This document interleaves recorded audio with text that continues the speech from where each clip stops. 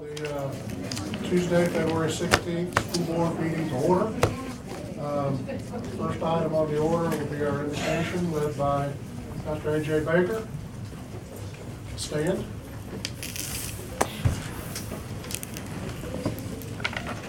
Let us pray. Father God, in the name of Jesus, we come before you today for a purpose that's greater than any individual that's present here today. Father, we come gathered for the purpose of finding the best way possible for the well-being of our children and their education. And Father, as we meet today, I pray that that the overarching priority of the meeting is the well-being of our children. Father, I pray that as figures are figured and numbers are crunched and decisions are made, Father, I pray that the well-being of these children would be the priority. And Father, we thank you that we live under a government which is represented by us. Father, you've told us that that governments are in place and they are appointed by you as your servants for our well-being. And Father, we just thank you that we live in a country where our governments are represented by us. So Father, I pray for the board. I pray for all those present today. I pray that you would guide their decisions and help them out as they seek to make this county a better place. It's in Jesus' name I pray. Amen. AJ, thank you very much. Thank you for your service to our community. If you can remain standing, we are going to have some special guests lead us in the Pledge of Allegiance.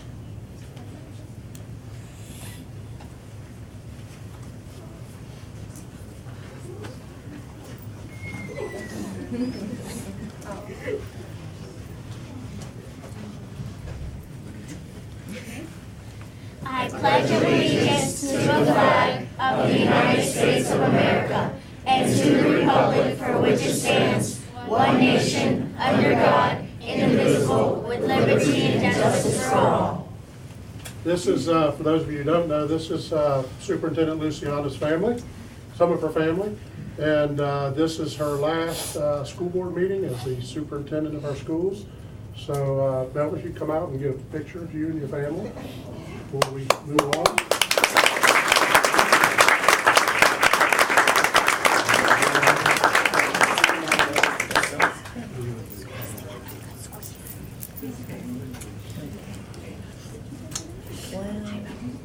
Might be up there and start arranging people stuff.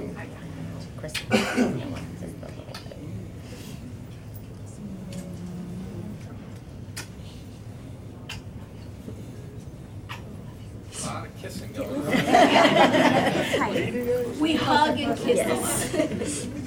Very Hispanic there. Ready? I'm going to take a couple, so just... Sorry.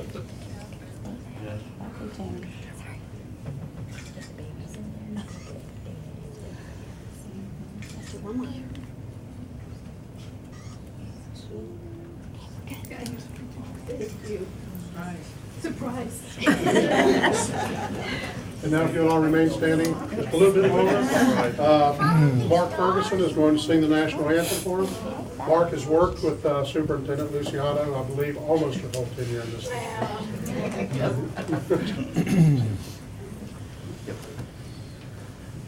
Oh, say, can you see by the dawn's early light what so proudly we hailed at the twilight's last gleaming, whose broad stripes and bright stars through the perilous fight o'er the ramparts we watched were so gallantly streaming, and the rocket's red glare, the bombs bursting in air, gave proof through the night that our flag was still there. Oh, say does that star-spangled banner yet wave o'er the land of the free and the home of the brave.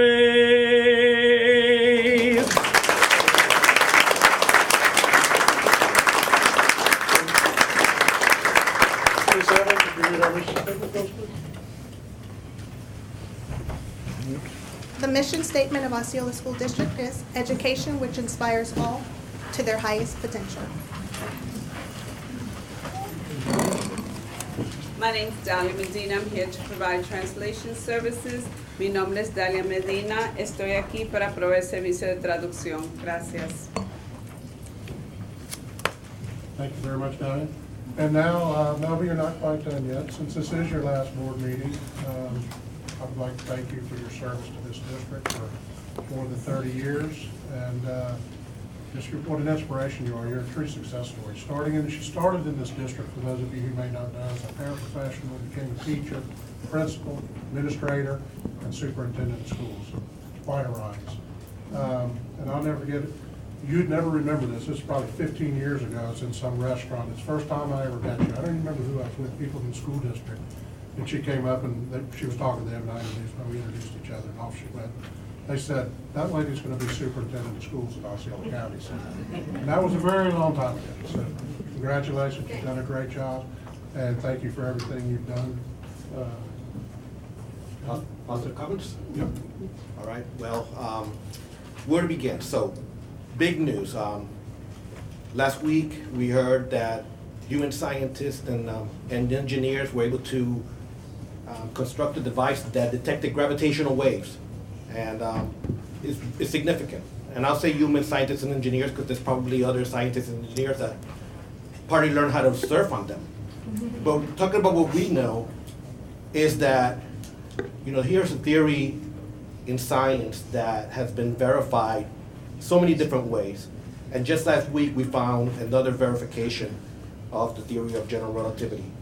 What gravitational waves are is that they ripple through space. And you can sense them, and you can get information about something that happened a long, long time ago, very, very far away.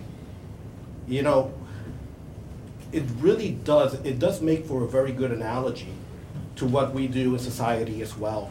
And the ripple effects that individuals can have in the decisions that they make, boards, groups of people, and how they can have long-term effect and very far away. I think our superintendent is kind of like that type of force. And I know that she certainly had that on me. I looked through my time as a school board member and the privilege that it's been to serve as a school board member in this county. But one of the things that I benefited from is meeting people that have been able to make me improve, learn something about myself, learn something that I didn't know. And I've met some of them in the school district, but none other than Melba Luciano. And quite frankly, I still think that there would be a lot more that I can learn from you. I hope that our friendship continues and it develops. Just the other news that we received is that Osceola County is a B district. Now, I'm not much into grades. I know a lot of things.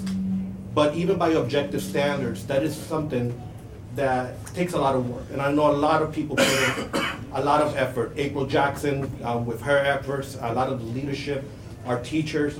But let's not forget our parents and our students that put in that extra effort and work. I think that's something that we could all be proud of. It really is a toss-up between gravitational waves and the B district for me today. But congratulations, Melba. Thank you for everything that you've done. Thank you for your friendship. And we'll see where it goes from here. Thank you. I won't talk about gravitational waves. I could if I wanted to. Get your own. I just want to briefly, again, and I know we've done this, is thank Melba for her service. I have enjoyed this is my first time as being an elected, but actually it's all of our first time, so I guess that doesn't mean much. But anyhow, I appreciate the time that you've spent with me, guiding me this first year, and I appreciate your honesty, your candor, and you're going to have a great legacy. I mean, this STEM bus that's driving around town should have your face all over it, because I know how hard that you've worked to get that done. But for me, I think that the legacy that you leave behind is going to be the stability that you gave this district in a time when it seemed in such turmoil. And I really believe that's your greatest legacy, and that means so much, because nothing can happen unless we have a stable leadership at the top. So thank you very much, and I appreciate that. So I'm going to talk about the beginning of the earth and how it was formed. In the beginning, God created. The board members have already said it. Melba, I've expressed my appreciation to you, both personally and publicly at previous junctions and at previous meetings. But I'd be remiss if I didn't take the opportunity tonight once again to thank you for your leadership and your friendship and the partnership that we've enjoyed on this journey and leading the school district over the last number of years. You know how I feel about you both personally and professionally, and I value the time that we've spent with one another working to do what we know is in the best interest of this community. And so I thank you for that. And I know Jay is not here, but he sent me a note this morning and asked me that I would read it, so I will. I'm scared. Have some trust in me. Okay, good. No, it's a very nice note. Thank you for your dedication to our Osceola County Public School students and your distinguished career of service. May you have a long, happy, healthy retirement, enjoying your family. Best wishes, Jay Wheeler. Thank you. And now, Mel, if you'll come out front, and board members, join me out front.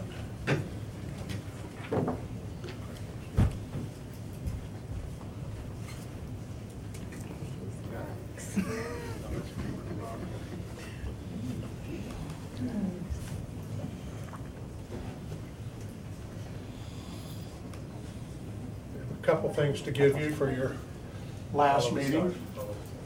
So, we have some flowers for your going away. Beautiful. I'll hold it for you. You hold them? I appreciate that. I smell them. I can smell them from here. Oh, yeah. And we have this for your desk. Melba Luciana, Superintendent, 2012 to 2016, in recognition of the milestones you've achieved and the accomplishments you have earned. Thank you for giving your time, loyalty, and dedication to the Osceola County School District. Thank you very much. And then Melba, also, we know that many times the best artwork that we receive is from our kids or from the kids in this community, and so from schools all around Osceola County, and we have a number of cards and pieces of artwork that are being presented to you on behalf of the students and the schools of Osceola County. Thank you so much. Thank you. You're very welcome. Thank you. And thank you for all you've done for us.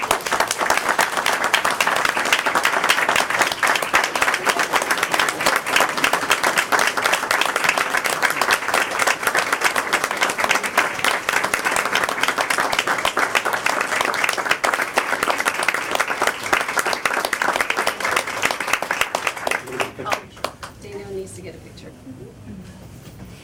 You get the whole flower. I just put it back in its box and sent it. Always, no. Ricky and I are a little off balanced on one side of the picture.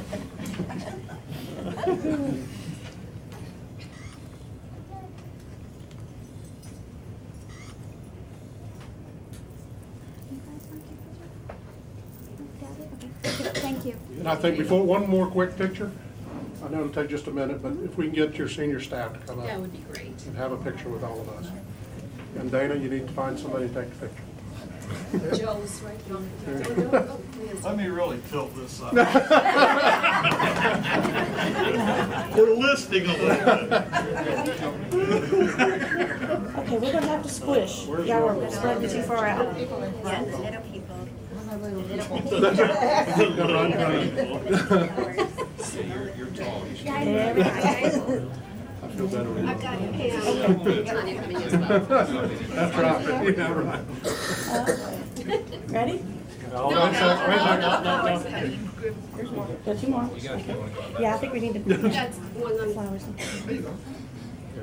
Perfect. There we go. Yeah, that's much better. Okay. 1, 2, 3. I'm gonna take several. Keep smiling. Are you smiling? Okay. I think I got. I think I got next one. Thank you very much. Thank you so much. Thank you.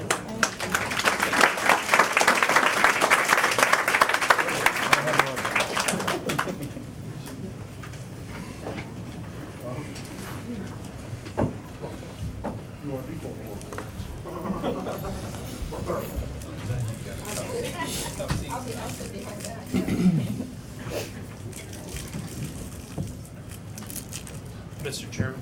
Yes. Before you move on, I just want to say that, Mark, you did a great job. I've been practicing with you the last couple of days to get you ready for that performance. And you've done a great job. You've taken all my construction quite well, so I'm proud of you. Yeah. We'll do that next time. Yeah, exactly.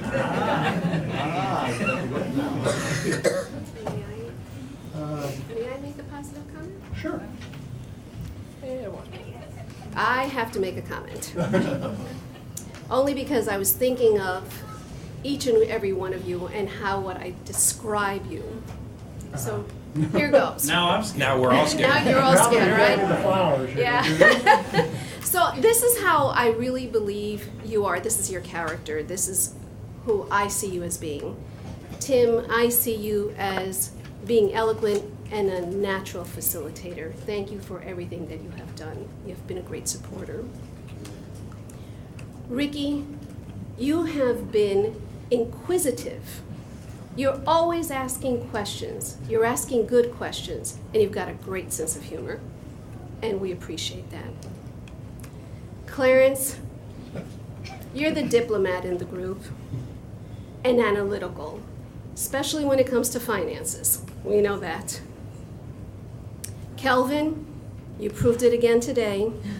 Philosopher, researcher, truly. And finally, Jay, who's not here, but I'm sure someone will share with him. Tenacious and zealous. Thank you, gentlemen, for everything that you have done. This has truly been a joint effort, and I have enjoyed working with you. Thank you so much. Thanks, Mel. Thank you. With that, I think, board, are we okay with comments? Is there something else? Yeah, if you'll just indulge me, because Okay. I don't want to miss this opportunity. We were extremely fortunate in Osceola County to have First Lady Ann Scott join us in town just this past week and reading with a number of students, and I believe it was Central, and I know Pleasant Hill because I was able to be at that one. But anytime we can have the First Lady of the state of Florida coming to our town to interact with our students, share with them the importance of what our government structure really looks like and how it operates, but also to take the time to read with the students and encourage them in their journey of academic success. I think it's something that we should be very grateful for. And I would point out that the First Lady also chose to be here on her birthday, and so it's a significant sacrifice as well. And so we're just grateful that she took the time to be here in Osceola County with us. So thank you. Yeah, no, I was going to just, on what Tim said there, I had the opportunity to go out and be with the First Lady when she was at Central Avenue, and again, I want to say thank you for coming down and taking that time. And she read A Land Remembered, which is one of my personal favorites, so I appreciate that from her. Real quick, Community Vision every year does the Leadership Osceola program. I had the opportunity to be part of the 2015 class.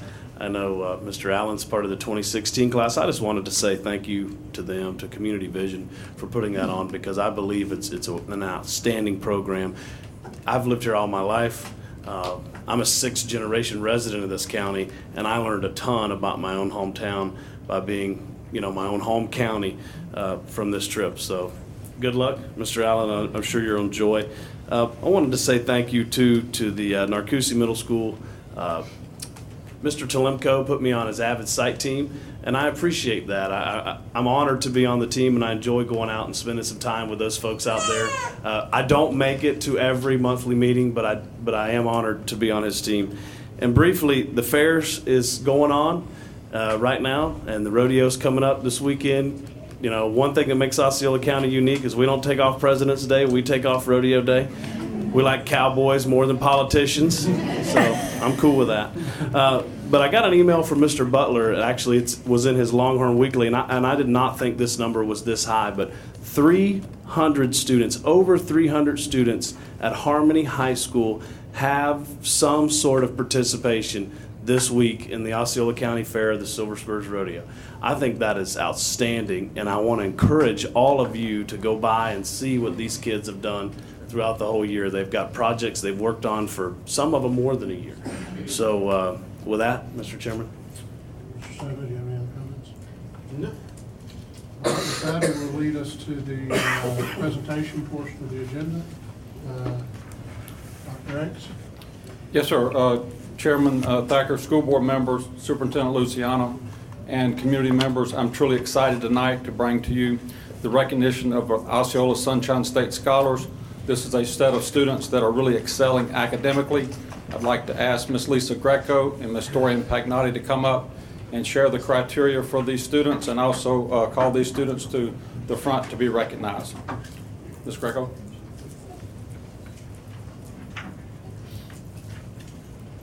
Good evening. As Dr. Egg said, I am Lisa Greco. I am the high school math resource teacher here in the county, and this is one of my favorite evenings of the year. We are here to celebrate the 9 students that have been chosen in this county to represent the Sunshine State Scholar. Just for everybody's knowledge, what that is those are the students, these are juniors that excel in the STEM areas, STEM meaning science, technology, engineering, and mathematics. And they are been chosen by their admin and teachers at their schools. So we're here to celebrate all of the school representatives, as well as tell you the district winner, who will be going on to a state meeting in May, held at Universal, where this person will get an opportunity to meet university personnel, industry personnel, as well as get a wonderful thank you of prizes to being such an outstanding STEM student. Okay, so my first name from Celebration High School is Megan Bobola. Please come on.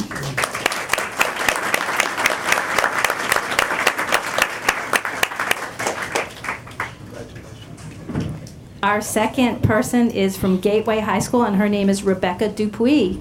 Rebecca.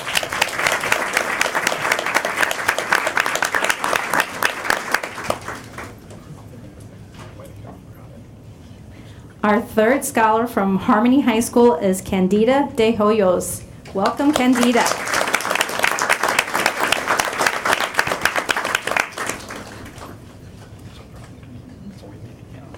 Our next scholar is from Liberty High School, Taylor Bates.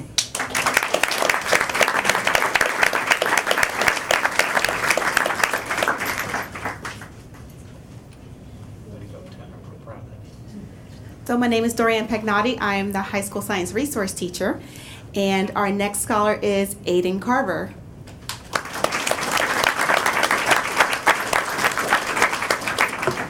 From Osceola High School. Our next scholar is Liz Daly Argun from Point Siena High School.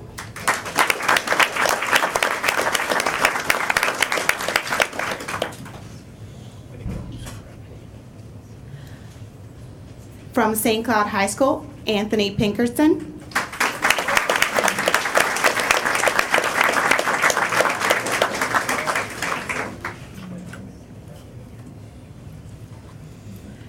Our district runner-up is from Pats, Eileen Torquemada.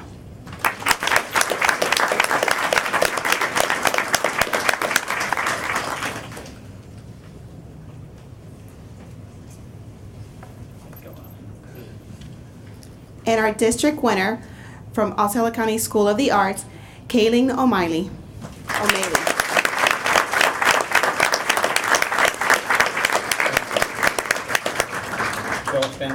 Superintendent, board chair, if you want to come down and get a picture with them.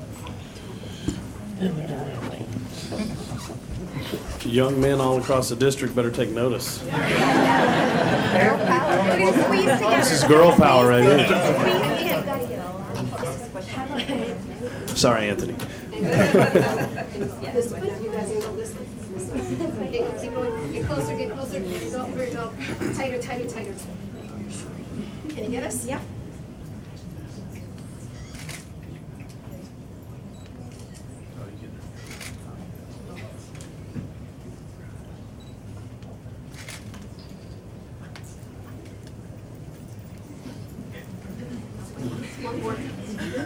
Congratulations. Again, students, school, and parents, way to go. Y'all good? Yes. All right, thank y'all. Let's give another round of applause.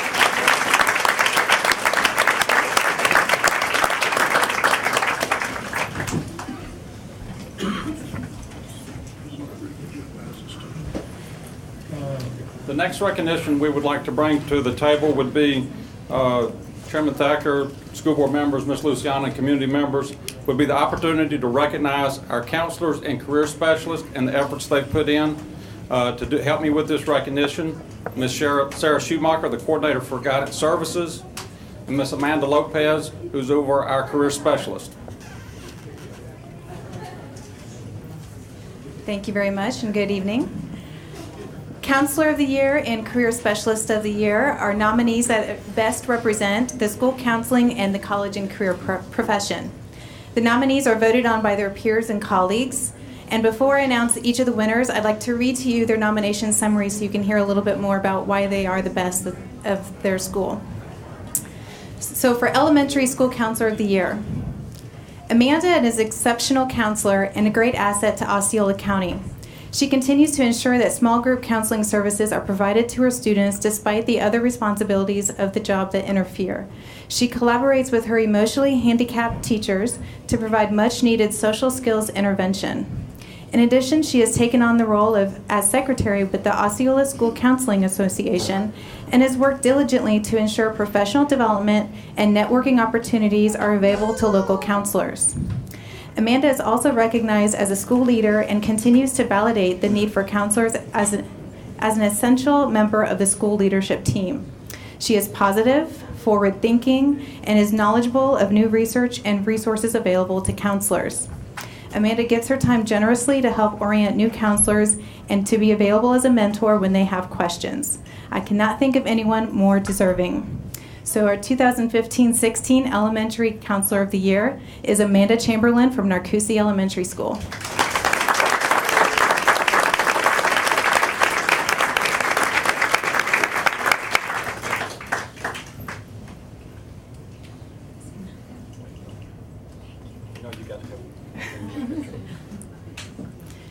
For our Middle School Counselor of the Year, it is with great pleasure for me to recommend Nuria for Counselor of the Year. She is continually available for her students and always shows the same enormous amount of love and concern for their well-being. Nuria has such respect and passion for her profession as a school counselor.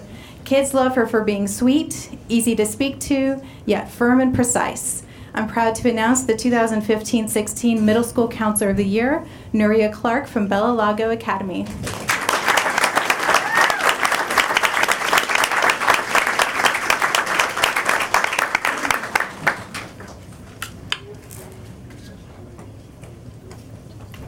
High School Counselor of the Year. I'd like to nominate my coworker Kevin Klinger for Counselor of the Year. Kevin is a gift to the school counseling department and our school. He is a data wizard and he has used his knowledge and skills to improve the school. Thanks to Kevin, we have increased our technology usage, which has made us all more effective and efficient in our daily work. He is a natural-born leader who supports, encourages, and motivates his team on a daily basis. I truly do not know where our team would be without him. There is no one more deserving of this honor than Kevin. I'm proud to announce the 2015-16 High School Counselor of the Year, Kevin Klinger from Liberty High School.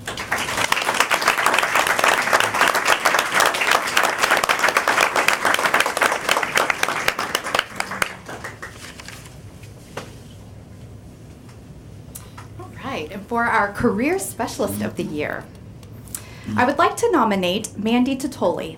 She is awesome in so many ways. Her organization continues to astound me on a weekly basis. At any point, you can ask her for anything she has ever done or anything for a student that she has ever done, and she can have it available within seconds. She is on top of everything and has an incredible awareness of her students' needs and how to best help each one. Mandy is an asset to her school, coordinating graduation and everything that goes along with it, homecoming dance, and she is in charge of the school's teacher assistants, on top of all her other usual duties. She always goes above and beyond with everything she does. Her numbers are always top or near top for everything, and she makes a point to meet with every student to have a personal discussion in order to be aware of how to help them individually to the best of her ability. As more and different tasks are assigned, she learns and completes them quickly and then becomes a person of contact for many of her peers to help share and teach the new information. She is a joy to work with and inspires me and the rest of the career specialist in so many ways. Congratulations to the 2016 Career Specialist of the Year from St. Cloud High School, Mandy Totoli.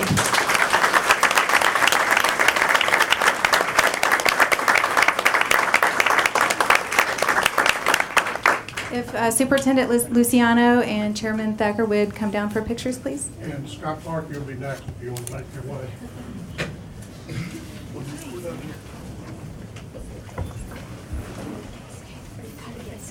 There you go, and there you go, there you go.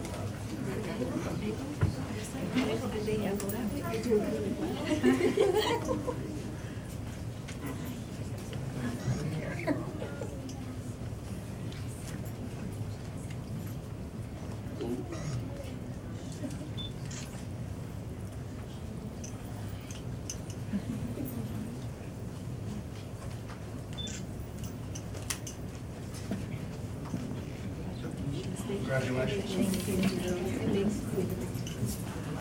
Thank you. Congratulations, guys.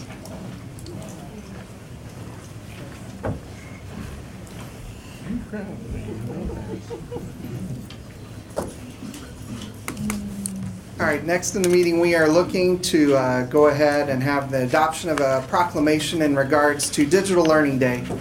Help us make a difference in the future of education by pledging your support February 17, 2016 for Digital Learning Day. In today's interconnected world, the way students learn is increasingly reliant on digital technologies.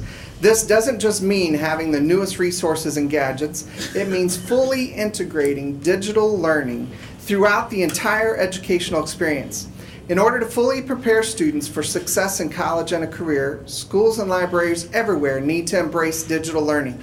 We can't prepare every child for the digital future without your support. Help us build the wave of innovation by supporting Digital Learning Day by ensuring every child has the opportunity to learn in an innovative digital environment. And the proclamation reads as this: whereas Digital Learning Day promotes the effective use of technology to fully prepare students for success in college and career, and whereas all students should have the opportunity to learn in a robust, innovative digital environment, and whereas all students must be prepared to be responsible digital citizens in a global society, and therefore we, the School Board of Osceola County, Florida, do hereby proclaim February 17, 2016 as Digital Learning Day in Osceola County, and recognize the efforts of classroom teachers, administrators, parents, and community partners to provide students with digital learning opportunities. So moved. Second. Have a motion by Mr. Booth, a second by Mr. Weishauer. Any further discussion? Hearing none, all those in favor signify by saying aye. Aye. Opposed, like sign. Motion carries 4-0. Thank you very much. Ms. Clark. Thank you. Dr. Brisendine. Yes. I think in the future, if we have a group of young ones, it might be easier to have them at the top of I this. know, I know. Well, good evening, Board and Superintendent Luciano. I never want to miss an opportunity to thank you for your relentless and continued support for our voluntary pre-kindergarten program. At the end of January, we celebrated as a state the 10th anniversary of VPK. And tonight we have a reason to celebrate. Over the thousands of students that we have served in VPK, we have a few here, as well as the adoption of our proclamation celebrating our 10th VPK anniversary. I'd like to introduce the coordinator of VPK, Anna Buckingham.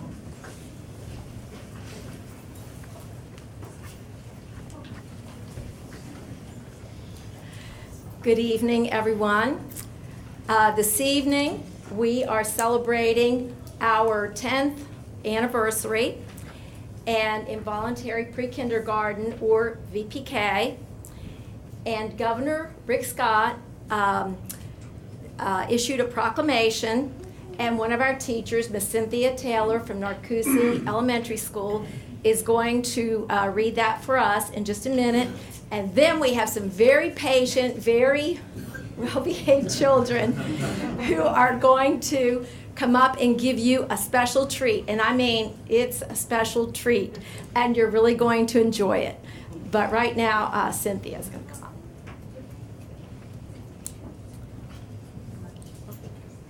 The voluntary pre-kindergarten 10th anniversary. Whereas Florida was one of the first states in the nation to offer pre-kindergarten for all 4-year-olds, regardless of family income, and is a leader among all states in providing access to state-funded pre-kindergarten. And whereas VPK is an essential component of Florida's school choice programs, enabling parents to choose from different educational settings and various program options. And whereas private child care centers, public schools, and specialized instructional services providers offer VPK programs, and more than 10,400 providers have offered the VPK program since the program began. And whereas the VPK program prepares early learners for success in kindergarten and beyond, and results from testing in kindergarten show that children who complete the VPK program are better equipped for kindergarten than those who did not attend the VPK. And whereas student participation has grown substantially since the program started, and approximately 75% of all Florida 4-year-olds attend VPK. Now, therefore, I, Rick Scott, Governor of the State of Florida, do hereby extend greetings and best wishes to all observing January 26, 2016 as a voluntary pre-kindergarten 10th anniversary. Thank you.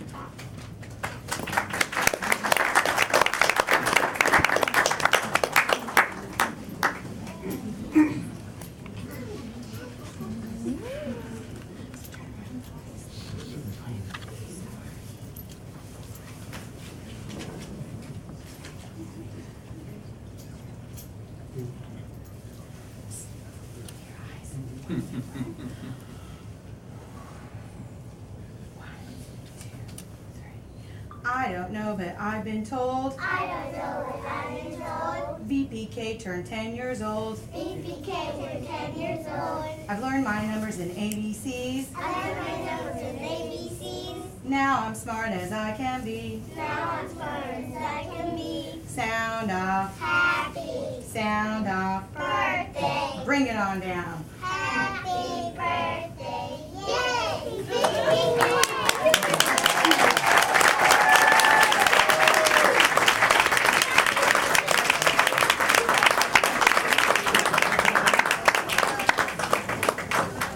If we could have the superintendent and chair please come down to have a picture. Oh, yeah, I did a picture of that.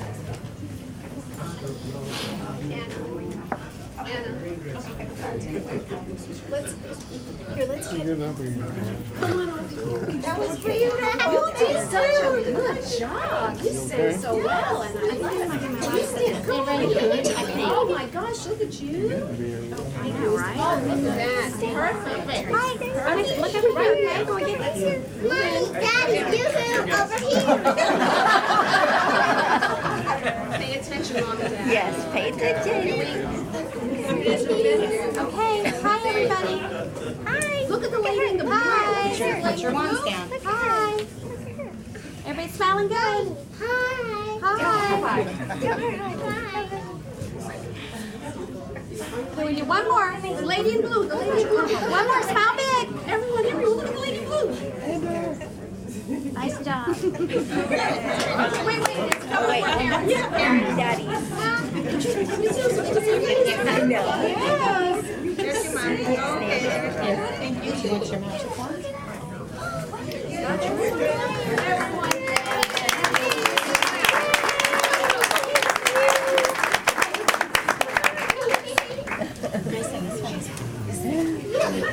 I just want to say while Chairman Thacker's coming back up that all three of my children have went through the VPK program, 2 of them with the programs offered by the School District of Osceola County. I would strongly encourage any parent of a 4-year-old to put their child into the VPK program, whether it's with the school district or any other program or any other organization.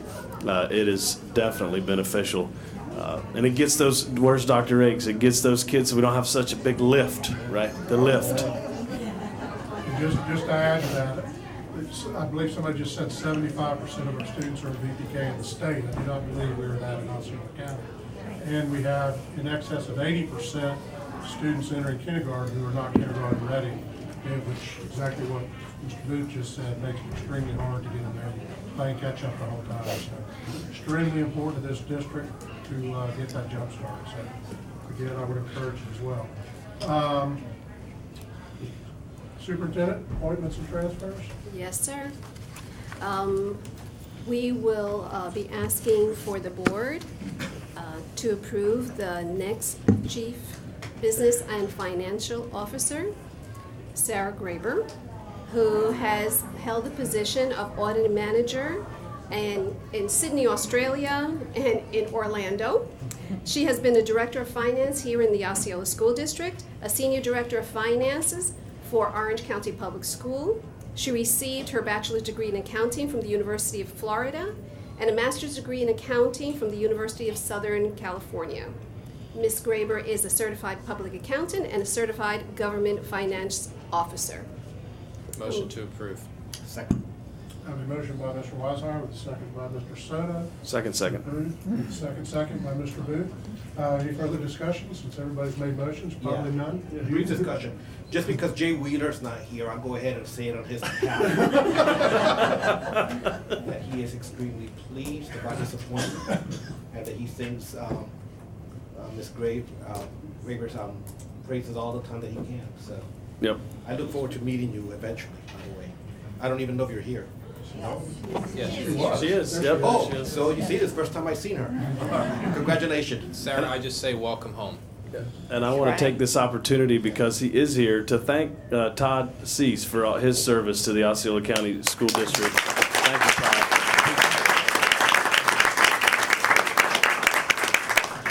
We have a motion and a second. No further discussion. All those in favor signify by saying aye. Aye. Opposed, like sign. Motion carries 4-0. And again, Todd, I want to echo my thank you for your time and service to this district since you kind of snuck out with no ado. So thank you. Absolutely. And Sarah, you're hiding in the back. So she's Welcome. We're glad you're here, and we're all looking forward to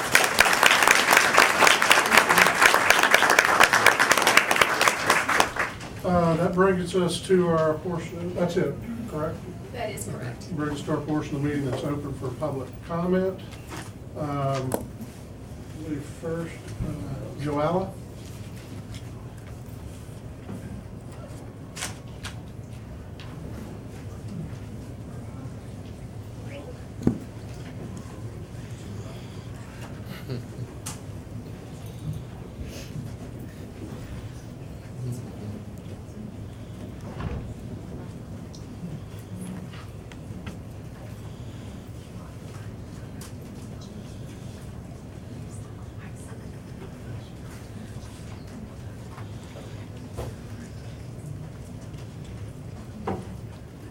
Good evening, Ms. Luciano, board, and everybody else.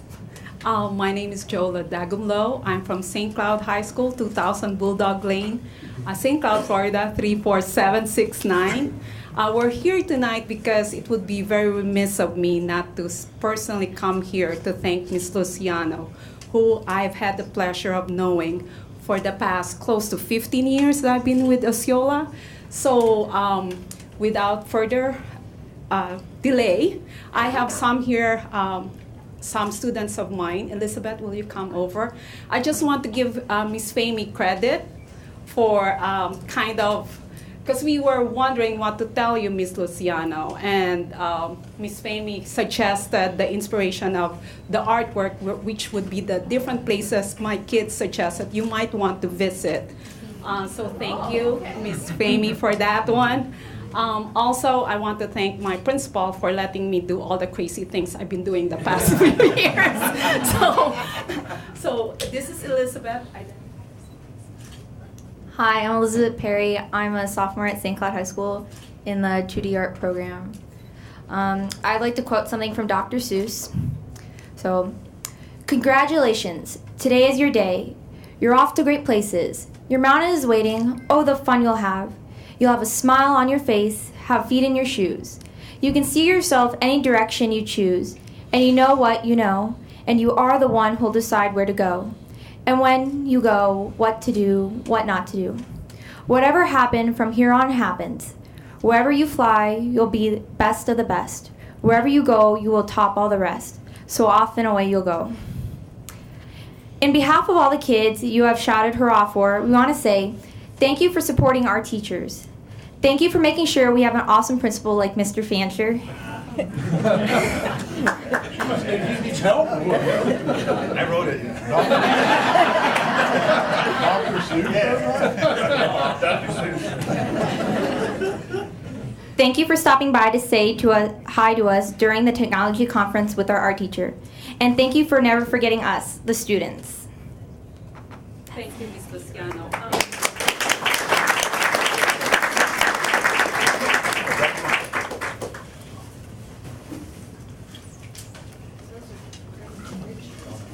These are places I'm going. Don't get ready. It's a wish list.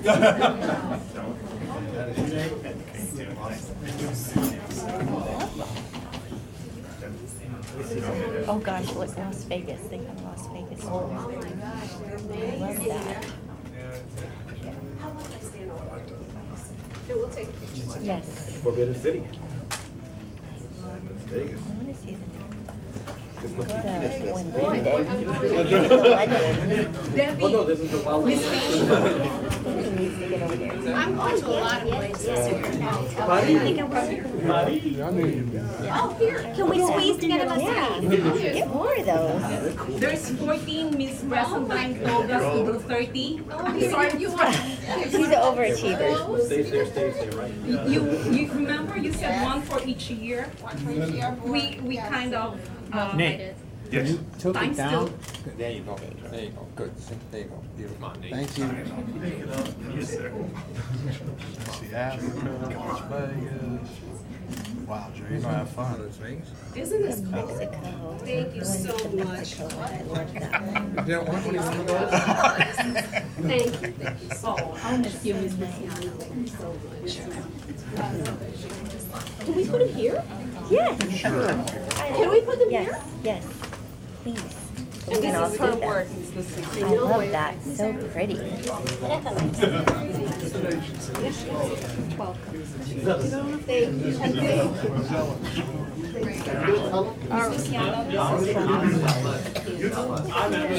she's one of my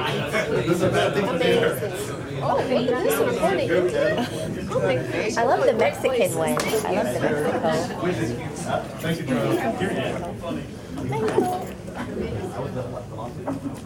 All right, for those of you who are still here, we have a couple more public comments, and I hate to tell you, after art and 4-year-olds, this meeting slows down a little bit.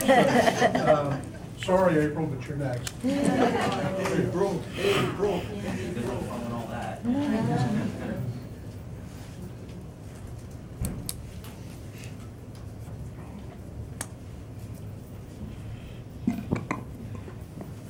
I'm not going to talk about waivers, I'll behave. April Jackson, 722 Mabott Street, Kissimmee, Florida.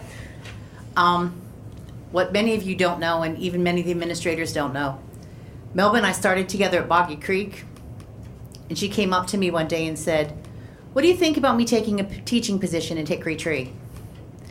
And we talked about 20 minutes, and I talked her into taking the position, and I said, "You know, there's a new school opening next year in Ventura, so maybe we'll get to teach together then."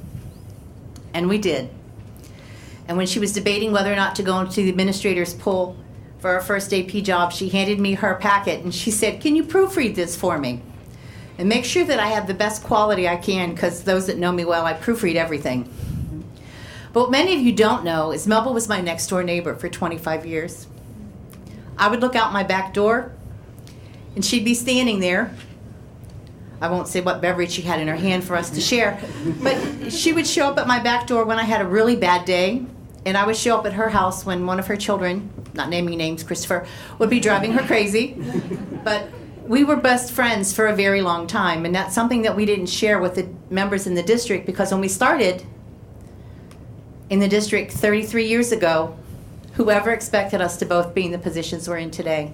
Melba's my friend, my confidant, and we've been very close. And it's been a wonderful opportunity to work with her for the last few years because we knew each other so well.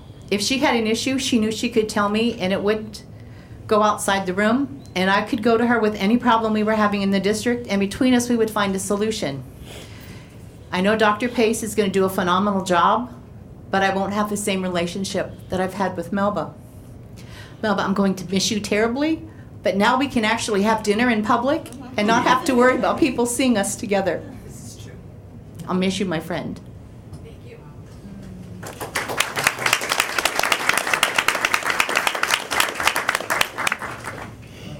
Tamara?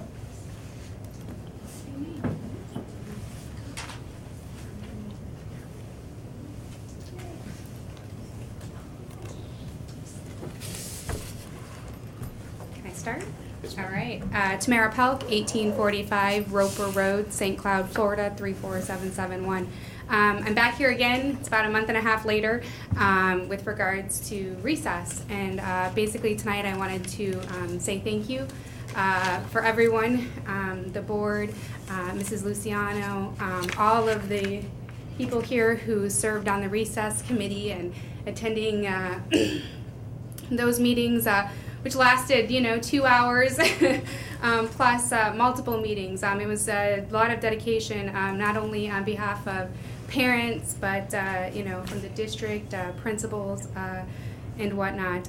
It was a great experience, and I hope tonight that we have your favorable approval on the final proposal that we'll submit, that we all worked very diligently to come up with something that would not benefit one or two children, but all of the children of Osceola County for many, many years, and making sure that they're entitled to, not entitled to, but get recess every day of the week. So thank you again for taking us seriously.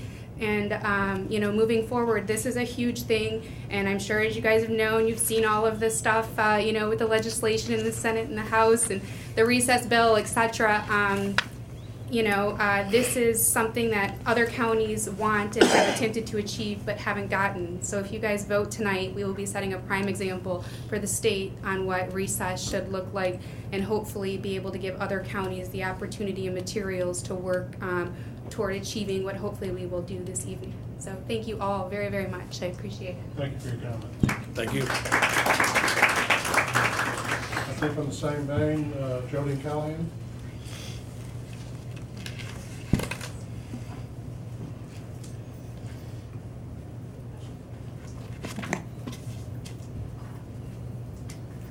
Just go, okay. Geraldine Callahan, 2202 Cypress Nilu. After much discussion and negotiation with the principals and members of the school district, as a parent member of Osceola County's Elementary Recess Committee, I am relieved and satisfied with the recess plan the committee has come up with. I'm hopeful that this plan will be unanimously approved by the school board tonight. This recess plan is evidence-based and backed by research. It is a good plan for our elementary students, our schools, and our school district as a whole. It mirrors closely House Bill 833, which was unanimously passed in the Florida House recently, and is the only recess plan in the entire state of Florida, if approved by the school board, that would allow a minimum of 20 minutes on a regularly scheduled school day and 10 minutes on early release school days for kinder to 5th graders. There is no other school district in the state of Florida that I know of that guarantees recess for our children the way our school district's elementary recess committee proposes to guarantee it.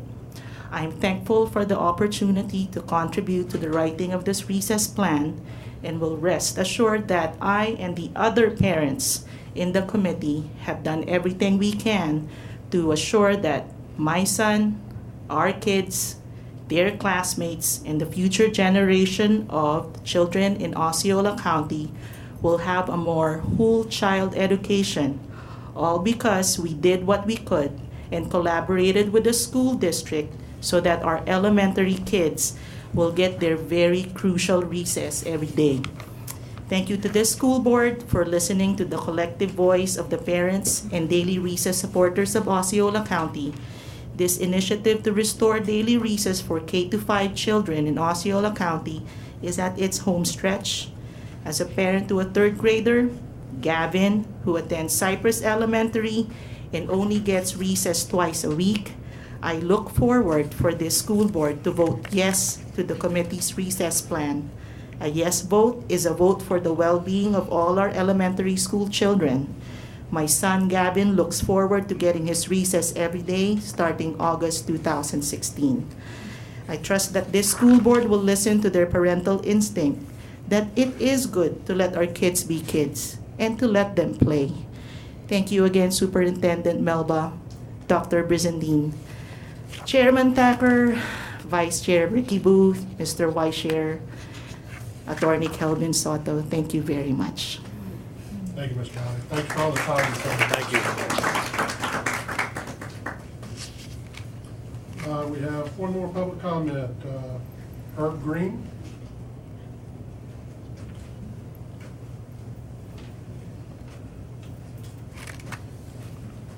Good evening, board members and staff. My name's Herb Green. I'm at 1613 Regal Cove Court, Kissimmee. We've had a number of discussions during our school advisory committee meetings about the possibility of more portables to be placed in OHS or Osceola High School. And in the discussion, many parents shared their concerns, and I drew the short straw to come talk to you all tonight about it. So I'm here to mention it. I think there's been many discussions in the past regarding the use of portables, but you know, the parents are saying that the portable yard or portable field is being filled up, and I think the last expansion of Osceola High School included some opportunities to extend or expand the existing facilities if we could do that. We talked also in the SAC committee meeting, we also talked about, you know, possibly offering some kind of redistricting or change the line, but you know, Celebration, I believe, is restricted in terms of their design or development standards tied to Celebration. So, you know, the best way forward may be for y'all to take opportunity. And growth is a great thing. I mean, with growth, hopefully we're starting to fill up some of our coffers in terms of the capital fees. So we take that and start planning towards a better expansion of OHS. I think the last incoming freshman body was about in excess of 700 students.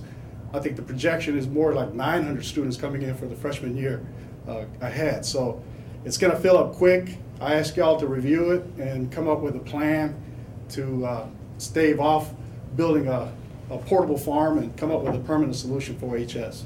Thank you. You're going to say something? Yeah, Mr. Chairman, if I may. Yep. Sir, Mr. Green, just to let you know, earlier today the school board also had a workshop to deal with our new high school that we're building, and I want to make sure that you have an opportunity to go back and report to the OHS SAC committee that your concerns are certainly on the radar of the school board. We're trying to figure out everything we can with the limited resources that we have to try to build additional student stations all across Osceola County, find relief where we can, and get as many portables off as many campuses as quick as possible. That certainly includes Osceola High School, which is my alma mater, Mr. Thacker as well. I had the pleasure of serving as the SAC chairperson at OHS for a number of years, and so I know all too well that the chair that you sit in, the seat that you have to fill, and trying to figure out what's best for the students at that school and that campus. I would just share with you that over the next number of months, the school board is going to continue to have conversations about our future high school. Over the next month, we're having a conversation about growth in Osceola County, how we need to look at redistricting as we go forward. That's not a promise that we are doing anything with redistricting, but we have to look at those things, where growth is coming, what the infill, by way of example, north of OHS and the Loop area and Tapestry and all that the type of impact that that's having on all schools. But I think most important, I just want to make sure that you had an opportunity to go back to your school advisory council, let them know that the school board is certainly aware of their concerns. We don't want to see any portables, truthfully, on any campus in our county whatsoever. But it does become sometimes a necessary evil of how we have to operate to try to be as efficient as possible and as effective as possible with the dollars that we have. So I want to thank you for bringing it here today. I want to thank you for being a part of that school advisory council. And I want to give you my personal assurance that I, and I believe the balance of the board as well, would say that we're trying to figure out everything we can to find relief where we can to make sure that we have as few portables as possible everywhere as possible. Thank you, sir. Thank you. Actually, we have one more. Leah Carriage.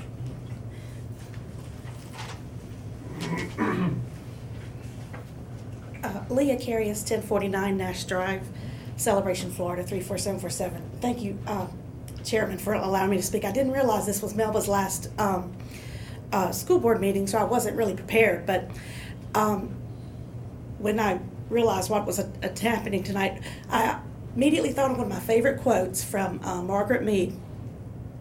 Never doubt that a small group of dedicated individuals can change the world. Indeed, it is the only thing that ever has.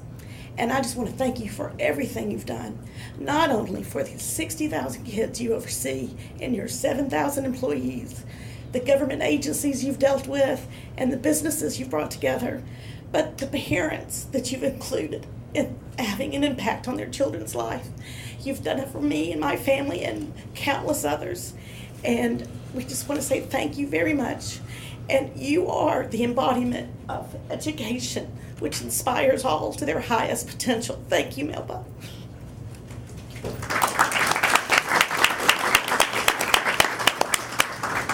And that closes our public comment section. Thank you, Leah. Board, are there any, Superintendent, are there any agenda modifications? No, sir. I have none. Mr. Chairman, I'll make a motion to approve the consent agenda as presented. Second. Motion by Mr. Weishaupt to approve the consent agenda as presented, seconded by Mr. Booth. Any further discussion? Hearing none, all those in favor signify by saying aye. Aye. Opposed, like sign. Motion carries 4-0. Next item on the agenda are the informational items, which do not require board action tonight, but I skipped one of these last week, 2 weeks ago, so we're trying to Way to go. pick it up this week. Hi, good evening. Mr. Allen? Thank you, Mr. Thacker. Good evening, board. We are very pleased to be able to have an opportunity this evening to give you an update regarding 2016 state assessments. And with me here this evening is Ms. Janine Jarvis. She is the Director for Research, Evaluation, and Accountability. Janine, would you mind passing out? Sure. What Janine is going to be passing out to you is a document that includes some general information regarding this year's assessment schedule. It mirrors very closely to the assessment schedule from last year. Thank you. We provided quite a bit of information here for you, including subjects, number of days, number of sessions, length of tests, the examination is paper-based or computer-based, as well as administration window dates. As you can see, we kick off state assessment season in just 2 weeks with the writing component of the English Language Arts Assessment. It begins on February 29th. And actually, if you turn to the back of the page, you'll see that our season goes all the way until May 20th, when our middle and high school students will be wrapping up end of course assessments. So if I may, just take an opportunity to acknowledge our test coordinators out in the schools, because what you have in front of you is a piece of paper with a schedule on it. To put all of that into reality, into action, it's a whole different story, and I can tell you from firsthand experience, coordinating all of that is an enormous and very complex task, and it really is an all-hands-on-deck endeavor out in the schools. So we genuinely appreciate what they do, and wanted to ask if you had any questions so far for Jeannie and I. Yeah, go ahead. I don't know if you're ready to address it at all, or if it's somewhere else on here. I think most of us have gotten some of these letters where Lee County, I think it's Lee County, has opted out, where they're opting out and doing some of these things. Can you address some of that, what options are for that, or what? I think when we were having this conversation, we discussed the fact that that was the core of this presentation. However, we did want to give you this information so that you can see how abundant the assessment is. So Mike, can you continue, please? I'm sorry, I didn't mean to jump in the middle there. No, that's That was a great segue, thank you. Okay, so the next two documents that Janine has provided you relate to when parents declare intent for their children to not take or opt out of state required assessments. As you know, this topic has gained quite a bit of attention over the past couple of years. Last year, at this time, Commissioner Stewart sent correspondence to superintendents regarding this matter, and she quoted Florida statute, which states, "Participation in the assessment program is mandatory for all school districts and all students attending public schools." She went on in her correspondence to include potential consequences for educators, schools, and school districts that don't abide by the statute. So based on that communication from Commissioner Stewart, as well as extensive deliberation with the superintendent and staff, we decided upon a set of procedures that we felt were prudent and felt were feasible for the schools when handling such scenarios. So if I can draw your attention to, there's a parent letter, a response letter to our parents that indicated they wanted to opt out. On page 1 near the bottom, that lists our testing procedures from last year for students that indicated opting out. So first off, that we don't have a choice. Schools must administer the assessment as statute requires. If a student refuses to take the assessment, the parents would be notified unless that communication had been established previously. The student must sit quietly for the duration of the testing window. And then providing an alternative instructional or learning opportunity for the student, we didn't see it just as being feasible due to lack of resources, personnel to supervise, as well as space. So last year, we wanted to let you know that we instructed schools to send any correspondence from parents to our office. Last year, we received from the schools and individual parents a total of 17 types of communication from the parents asking to opt out of the assessment, and we replied with this letter that you're looking at.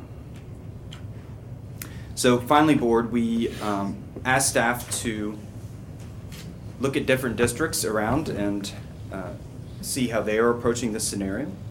And as you can see from the third document that Janine passed out to you, there's a table. Lake, Lee, Orange, Polk, Seminole, and Volusia counties have set procedures that are very similar to Osceola's. Brevard is the only county in which there is a board directive for students to immediately be removed from the testing environment and be supervised in a different location within the school. So thank you, and Janine and I are happy to answer any questions you may have. Mr. I was just going to ask, why would we not just remove the children? I mean, I understand the state statutes, but how's Brevard? How does that operation work? How does that mechanism work? Yeah, I think Ms. Pace will be able to explain that better to you when she comes. However, when we were looking at all of the other districts, everyone fell in line with just having the students sit and remain in their particular spots during that time when the test was being administered. There has been, the child is required to take the test. We don't have a choice. And when we are looking at the number of students, in our case it was only 17. I don't know if in Brevard County they had many more. Don't have any of those responses for you at this point. However, we know for a fact that they would have to have additional staff members out in cafeteria or somewhere else to be able to take those children in.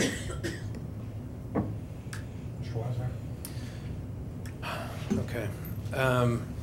Thank you for putting this, bringing this onto the agenda. I know I had requested that we have a conversation surrounding this. I think it's important that this school board have some conversation surrounding it and affirm what our staff is doing or give direction on what it is that we think the staff should be doing, because as you know, we're going to be receiving questions from our constituents wanting to know what our position on these type of things are. I would pause by saying good job, because what you've provided here is very much in line with what I would have looked for, and so I appreciate the responsiveness. I guess I do have a couple of questions though, and it's on the sheet with the matrix on it. Did the commissioner outline what these quote-unquote potential consequences are? I mean, it says potential consequences, but I need clarification of what that means. Janine, do you have that information, or Mike? Yes. The letter that was sent out that was in response to, I think, the state board questions was about 6 pages long, and she does actually mention what those consequences could be. Some of them, it might be jeopardizing valedictorian or salutatorian status, eligibility for bright future scholarships, potential to graduate or be promoted if it's a high school test, and there are additional on the letter which I can provide you with. Those consequences are specific to that individual student that's opting out, is what you're saying? It could apply to the student that's opting out. It may not apply to across the board for every student. Right, okay. If I may? Yeah. Commissioner Stewart also wrote about potential impacts or consequences to schools and school districts, which could be monetary restrictions, could be that not able to apply for federal or state grants. And then it goes on to, it even mentions that elected board officials could have consequences as well. So I think it probably would be best if we forward this entire 6-page document to all of you so you can read it thoroughly. Mr. Brown, then I'll come to you. Yeah, a year ago in February of 15, we looked at this opt-out issue, and I sent emails, vetted it with staff, they agreed. So I was going to give that to you tonight anyways, because I saw the emails that might come up. Much of the same information a year ago. I mean, I cited the statute and the limited exemptions, but it would be probably too risky to wholesale vote to support specific opt-out provisions, because the consequences could be dire to elected officials, to staff, who have duties. If you really wanted to take a look at something perhaps more measured, a declaratory judgment action or some, because I understand when, you're being, at least some people think you're being ordered to implement something which isn't rational or well thought out. So it might be a decent argument under the Florida Constitution to take to a judge. That way, no one is risking their pension for violating the law. No one, I addressed these same issues really a year ago, and they're laid out there, and really what we see here today is consistent with what is before you. So it's just additional reading material on the topic. Thank you. Mr. Soto? Well, here's what I want to discuss.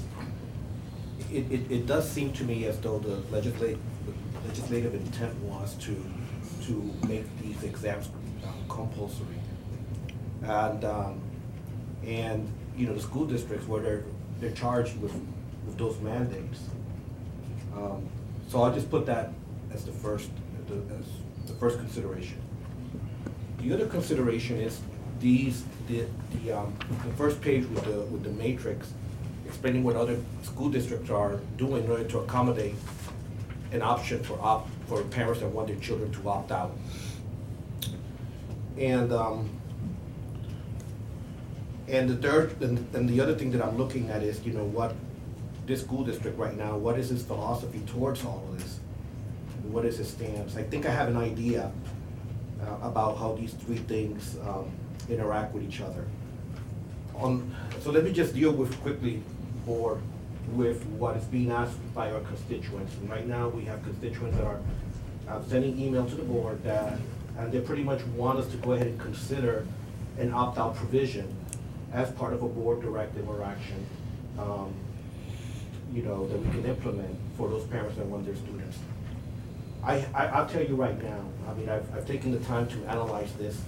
I, for one, I find it problematic to have a student just sitting idle while a test is being taken. I'm talking about those that are opting out. I also see it as problematic, for us to have to, to look for the resources that are necessary in order to remove them.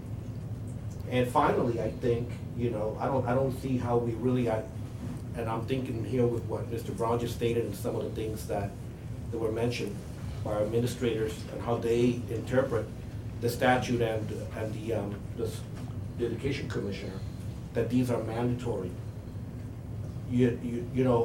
I think, and I'll tell you, this is the bottom line, all right?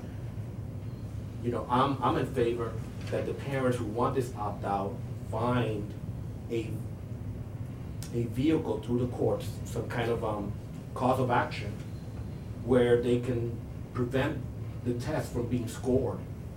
In other words, a child that wants to opt out can go ahead and take the test and have some way of it not counting, and let that be their civil disobedience for whatever they want to accomplish. Let that be the act itself, because you will not have an idle student, number one. Time will go a lot faster if they're doing the test.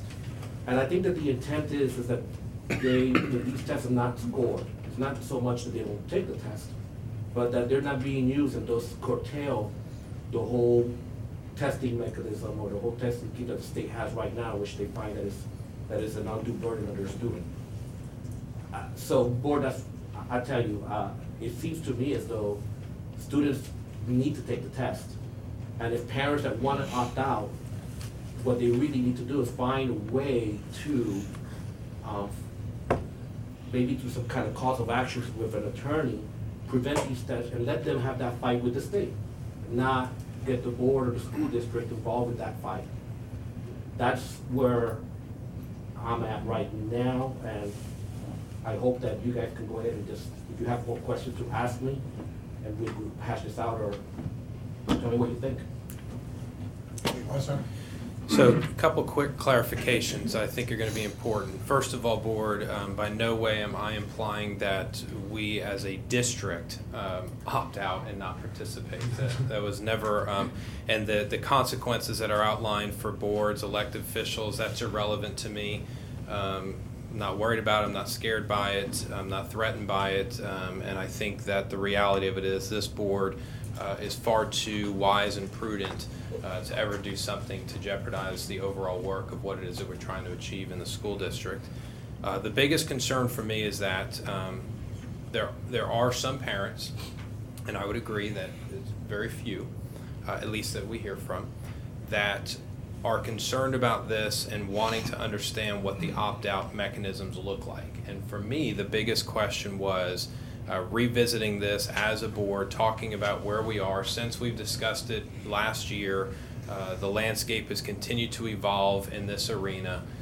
The conversation has continued to advance, and I think in a lot of ways the frustration from parents has continued to increase.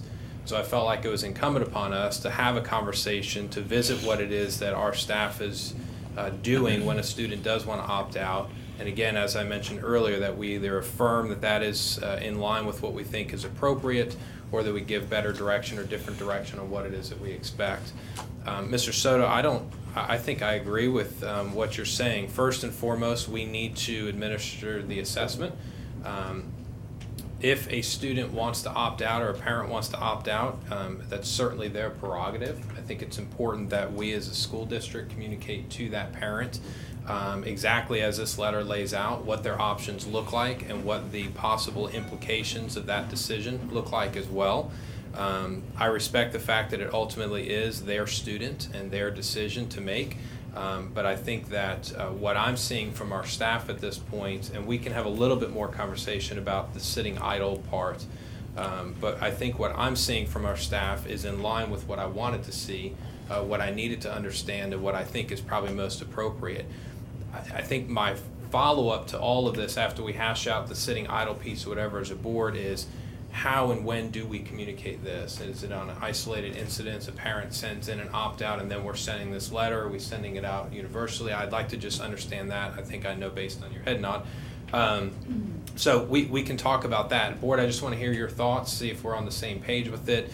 Again, I needed to have this conversation so that we can see if we're on the same page, what direction we need to go in, and make sure that we're giving clear and consistent answers to the parents that are reaching out to all of us from across this county wanting to know what our position is.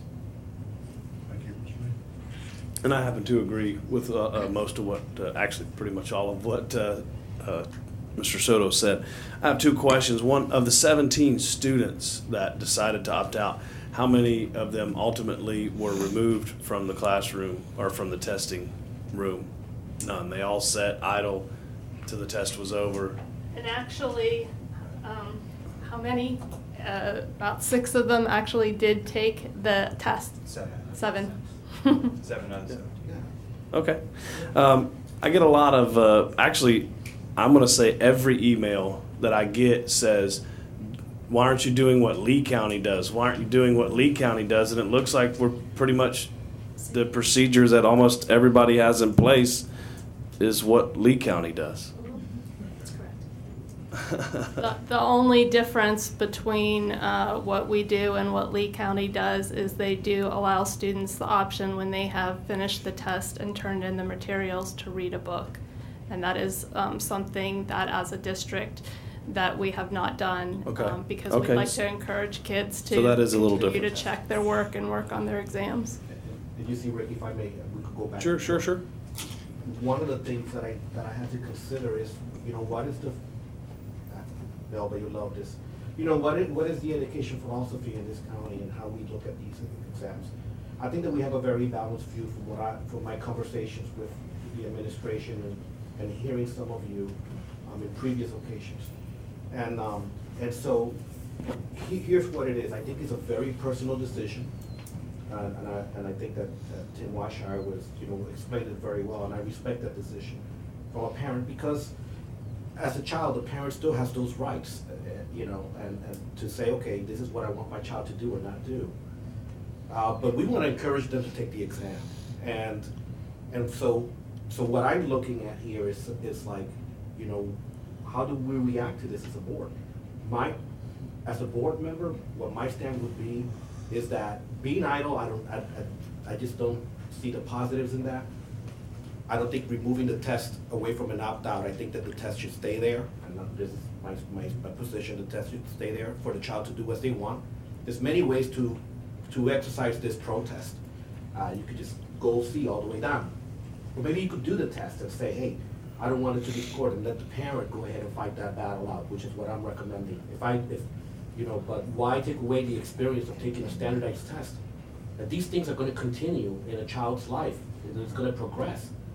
Whether it's LSAT and CAT, every exam, and I was an educator for a very brief period of time, and I've always thought that an exam was really a teaching tool, and it builds experience, it builds confidence. So that's my thing. So my thing is I feel that we want to encourage this, but respect the parents' decision in opting out, and maybe there could be a mechanism where if a parent wants a test to be withheld, that we explore whether that's something that we could accommodate them in. But I think that's what Larry's saying, though, is that to actually have a board policy, that's when you get into the waters get muddy. We don't even know we could do that. So, yeah. You don't want to enact a policy that is directly contrary to Chapter 1008 because the consequences could be pretty severe. I think, although it would be a difficult action, you could probably come up with a decent constitutional argument why the statute itself violates Article 9 of the Florida Constitution when it in practice has so many bad problems that not everyone agrees there are problems, but certainly some people would be more than happy to give statements as to the problems that the test has, right? The over-testing and the different aspects of the test. So, you know, if you challenged it in court through a declaratory judgment action, then you would have a judicial ruling whether the statute that makes it mandatory. Right now, it preempts the field. You know, right now, the school district really doesn't have the authority to just ignore the statute. But there's a good argument where the statute itself could be found to be unconstitutional, either facially or as applied, because of some of the problems in the administration. Wouldn't that be a cause of action from the parent? Well, parents would clearly have standing. I'm sorry to, Okay. Mr. Soto, parents would have standing, but so would the school district, because both parties would have standing. And so it's something that could be done together, or it could be something done just by parents. It would certainly be difficult, because in our prior attempts to challenge certain aspects of the charter school law, which seem to expressly violate Article 9, where the state board has the right to force a school district, you know, through the appellate process to charter a school.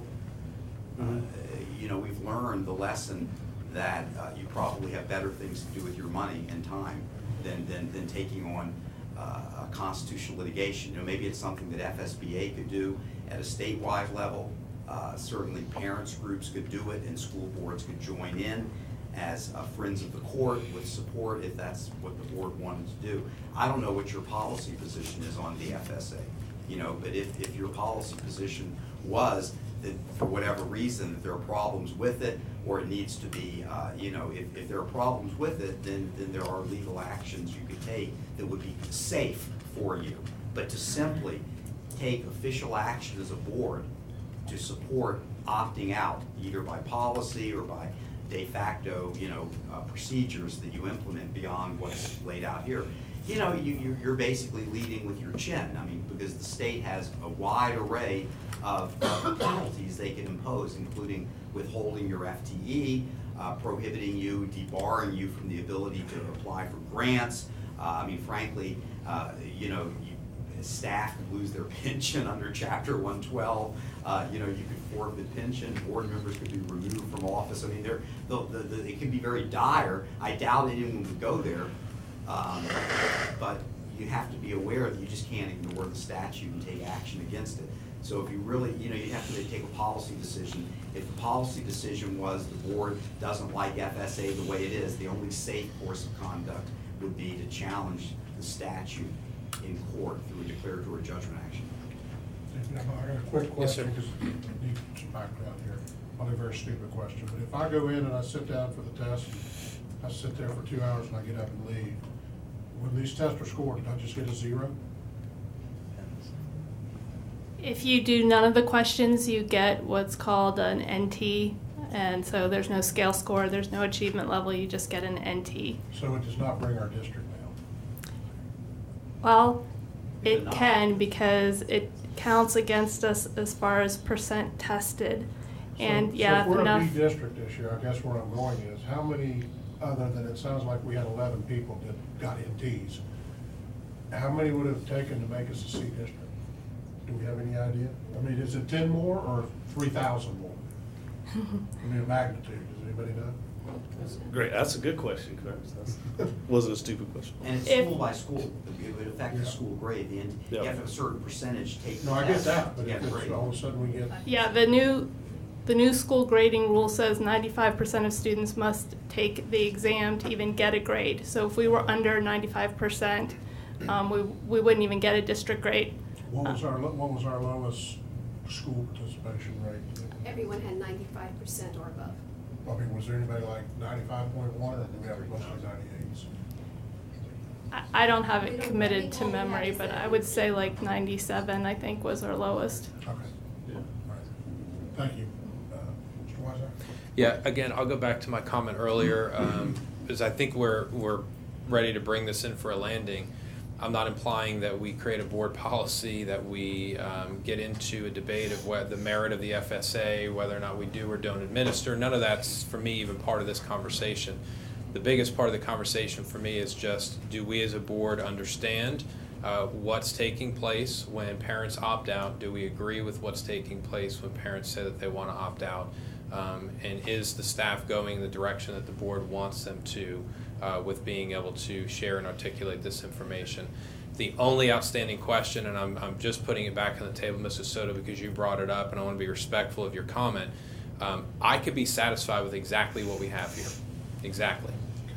But you talked about the whole sitting idle piece, and so I don't want to ignore that because I would be ready to move on at this point, but I want to make sure that you have an opportunity to express if you think that we should be doing something different in that arena, or if you're satisfied, then I can tell you I'm good. I just needed to have this conversation with my peers so that when we're contacted by parents asking what our policy is, what we're doing, and to Mr. Booth's point, why are we not doing what Seminole and Orange and Lee County are doing? Well, it looks like we do. Yeah. I know, that's what I'm saying though, but the implication is there, and I want to make sure we were all on the same page and in agreement of what direction or what approach we're taking as a district. So for me, this is just a clarification conversation. If you need to change or you want to change something, Mr. Soto, I'm open to hearing it. If not, I'm appreciative of the work that went into preparing this. I'm appreciative of the dialogue that staff has had and the board has had. I'm satisfied. I just need to know if the rest of the board is. Just so if I understand this correctly, their materials are not taken from them, correct?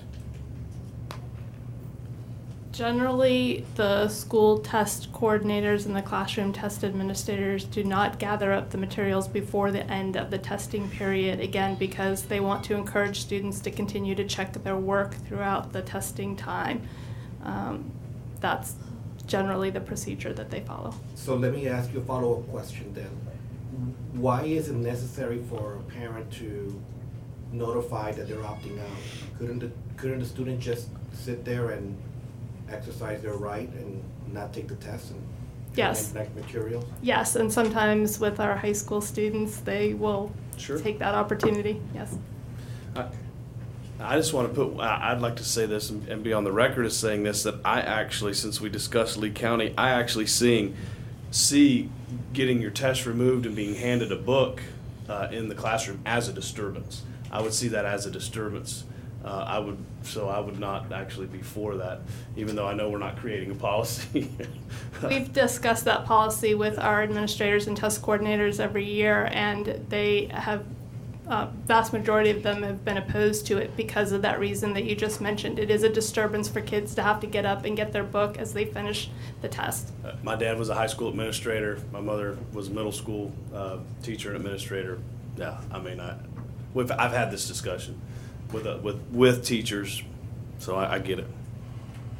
My question to the board is, because I kind of came into this discussion thinking, as soon as I walk out here tonight, I get an email, what do I do about opting out? What is my answer?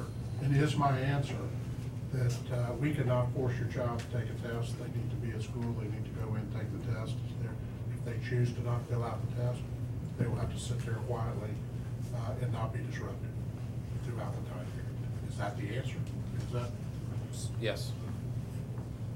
With the caveat that if enough kids do that, you literally jeopardize the school grades. But you know, every ESE kid could tomorrow demand a due process hearing and grind us to a halt. So I mean, there are certain things that you know could happen. I'm in agreement, Mr. Chairman, and I'm fine. Board, may I say, we sincerely appreciate this conversation because with the assessments beginning on the 29th of this month, we consider the fact that we might get one or two individuals who say, well, we'd like to opt out, and we really wanted to have something that was supported by this board to be able to present to those parents. So thank you. Thank you. One more question. And Larry, this is all good, correct? Yes, sir. This letter?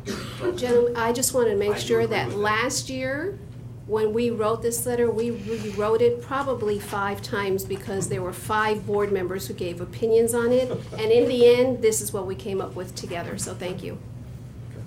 I do remember that time. Probably should move on because we have an hour presentation on the charter school accountability reports we need to get I skipped it last week or 2 weeks ago. So, next item is the charter school annual accountability report, which is in our packet. Dr. Esposito, do you want to tee us up here? And my apologies, I'm fighting a cold. This is just an information item to let the board know that the charter schools are listed on your agenda. They all met the criteria and the requirement of submitting an annual accountability report based on Florida Statute 1002.33. That report includes different areas: finance, facilities, and student performance. If you have any questions, I'll be more than glad to address them at this point. You rolled that off your tongue just like Larry Brown. I was going to 1.0 say, FP2. yeah, Larry, you're rubbing off on people. Sonia knows, Sonia is a state-recognized expert in school choice. I've been in Tallahassee, and she's really recognized as an expert in charter schools. Sonia, so you need no action from us? No, sir, it's just an information item. Okay, thank you very much. Thank you. Monthly advisory board meeting, we have the information in our packet also. No action, no any questions by board members. No, sir. And for the information on the 2015 component unit school internal accounts audit, again, in the package, no action required. Any information, questions? No, sir. Okay. Excuse me, that being said, we'll move on to our regular agenda. Board, your pleasure. Mr. Chairman, I would make a motion under curriculum instruction that we approve letters A through E. All right, I have a motion for approval by Mr. Weishauser, second by Mr. Soto for items A through E. Board, any discussion? No. Voting on items A through E under the regular agenda items. Hearing no further discussion, all those in favor signify by saying aye. Aye. Opposed, like sign. Motion carries 4-1. No, 4-0. Next, 4-0. Where did I get one? I got it. Not being here. Mr. Sorry. Chairman, under human resources, I'll make a motion that we approve letters F and G. Would you mind pulling G and doing it? That's fine, Mr. Chairman. I make a motion under human resource we approve letter F. Second. I have a motion by Mr. Weishauser, second by Mr. Soto for item F. Board, any further discussion? Hearing none, all those in favor signify by saying aye. Aye. Opposed, like sign. Motion carries 4-0. Mr. Chairman, I would still make a motion to approve letter G. And I will. No. I'll second with discussion. Have a motion to approve Mr. Weishauser with a second by Mr. Soto. The only reason I pulled this is mainly, I just want to thank the group for getting this pulled together. I didn't realize this was the first one of its kind in the state, but it took us a couple months to get it done, but thank you all for your efforts. I'm certainly fine. I didn't look to question. Y'all spent so much time, I wanted us to give it a little bit of extra due here. Well, thank you. If I may, Chairman Thacker, I would like to personally thank all of the members. And this took us 4 meetings and over 10 hours to compile, and that was just in meeting time, not counting the homework that they did. But a lot of our community and parents are here, and I would like to recognize them if I may. We had from the district representing the District Labor and Relations, John Boyd. From the PE department, the PE coordinator from the district, Ryan Adams, was on the committee. I, of course, was on it, and the parents, Geraldine Callahan, who was here, you could stand up. We had a parent representing the Early Learning Coalition, as well as being a parent herself, Dana Krupe, she isn't here. We had 2 principals, Linda Harwood from Neptune Elementary, and David Noyes from Kissimmee Elementary. Tamara Pelk, who is here, parent. We had Lourdes Perez Ramirez, an advocate, and Angela Spring Harabal, a grandmother, and Melody Griffin, who is a Healthy Kid coordinator, as well as Michelle Gillespie, also a parent. So I want to thank all of you.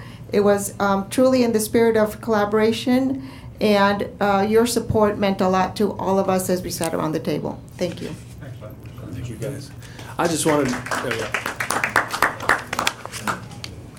to say that here is how government's supposed to work. You bring a problem to this board puts in motion, if they so desire, a team to work with you as parents to put together a plan that can be brought back that we all look at and then we vote on. So I appreciate the fact that this is the way that it all happened. I thank you all for your time. I just wanted to make that clear in this day of this time of Channel 9 and social media, that this is really the way to get it done. We're your elected officials. Come to us. Let us help. Let us set this in motion and come full circle. So thank you. Yeah, just a brief comment. I would echo Mr. Booth's sentiment and say that the truth of it is, part of why this has gone as smooth as it has is, obviously the board was never opposed to this in the first place. I think you guys know that, and I think you heard it as soon as we talked that very first evening. But part of why it went so smoothly is the demeanor and the approach that you guys took in working with our staff to do that. And I don't think that can be go without being stated, because so often people think that by coming and yelling and banging on a lectern or a podium and threatening, somehow that's going to help things get done any quicker, any faster, any better. And I would say it's probably the exact opposite of the truth. The best way to get things done, as Mr. Booth pointed out, is by bringing a concern to your elected body, allowing the elected body to do their job, to work with the people that are subject matter experts and those that have a vested interest in it, to work in the most collaborative fashion possible, to come up with a reasonable solution, and then to move forward. And I would say that part of the success of that is because we've had, I'm going to identify 3 different components of that taking place: a willing board, an engaged citizenry, and a committed staff. And because those 3 people or those 3 entities or groups were at the table, we were able to come up with a very reasonable solution that, as I've stated earlier, I'm in favor of. So thank you for your willingness to work with our district. Thank you for your tone in working with each of our staff. And know that it is sincerely appreciated, and it's the right way to lead to get things done in a community. So thank you. Thank you, Mr. Weiser. Mr. Soto? Just wanted to mention something. When I was approached about this issue, this is way before you guys heard about it, one of the things that came to my mind is, well, this is interesting. Let's see how this plays out. And I'm mentioning in this conversation that I had with the interested parties, with the parents, all of these things that you just mentioned, and the things that you mentioned, Mr. Booth. Here's what it comes down to. It really is that you have to understand the process, but in the process there's people, there's passion, and there's agenda, and there's feelings, and there's zeal, like one of our missing board members here. Tenacious. And when the cause is worthy, and it was in this case, it will still fail if you don't do these steps, if you don't take into account these 3 things that Mr. Weishauer mentioned. I like to commend the parents for keeping everything in check, their passion in check, to using it, communicating well, understanding that the district is an organization, it's a bureaucracy with its own life, its own goals, its own ideals, and to be able to go and step by step to achieve what they did. To me, this was a lesson that I learned watching it happen in real life, and this is to echo Mr. Booth. I thought this was interesting, and it really was a great experience for me to watch it unfold and watch it happen. And I congratulate both parties for making it happen. We made something happen here that couldn't happen in Tallahassee. And we really set the stage and took the first steps towards showing how things could get done. Congratulations to all. Thank you. And to all a good night. Yeah, and I think you all understand, and I know we've had these conversations before, and Tim kind of alluded to it, but I'll go a step further. Whether you're going to Washington, D.C., or to Tallahassee, or standing at that lectern over there, if you start calling people idiots and dummies, and they're stupid, and you're incompetent, and you don't know how to get things done, well, guess what? You're not going to get anything done, and in the end, you're the stupid, incompetent person. So I appreciate the way that you all approach this. Again, and I know we're ad nauseum here, but thank you. Thank you. Board, any further discussion? Let's close in prayer. Our gracious Heavenly Father. And I need help. Can you make the motion? Yes, sir. And you second it? Yes. I have a motion by Mr. Weiser, a second by Mr. Soto. Hearing no further discussion, all those in favor signify by saying aye. Aye. Opposed, like sign. Motion carries 4-0. Thank you all for your work.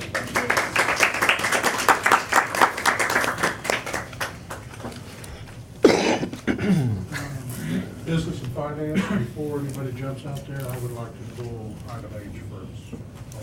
Good, thank you. I appreciate you doing that. Well, then I will make a motion to approve items I through L. Second that motion.